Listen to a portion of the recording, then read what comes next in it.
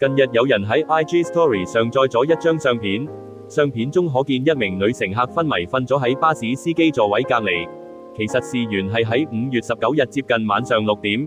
一架36號去荃灣嘅巴士喺行駛期間，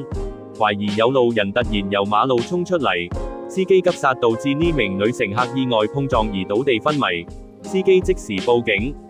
發文者表示，事發後已經喺車內等咗5分鐘。當時巴士停咗喺距離下一站嘅大輪子站只相差1個車位嘅位置，該位置亦喺行人路旁邊，屬於安全。有乘客話趕時間，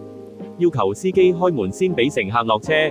但司機拒絕並表示所有乘客需要留喺車入面，等事件處理完成。喺呢個時候有好多乘客開始鼓噪，由於當時屬於危急情況，所以有乘客撳咗太平門掣，打開車門離開巴士。隨後其他乘客亦跟隨離開，發文者隨後再上載離開後嘅照片，指脫出成功。有急救學專家指，當有人暈低嘅時候，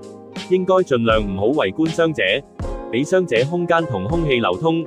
當時情況最好先疏散人群，俾傷者安定同方便救援。加上當時好多乘客鼓噪，隨時令環境變得更嚴重。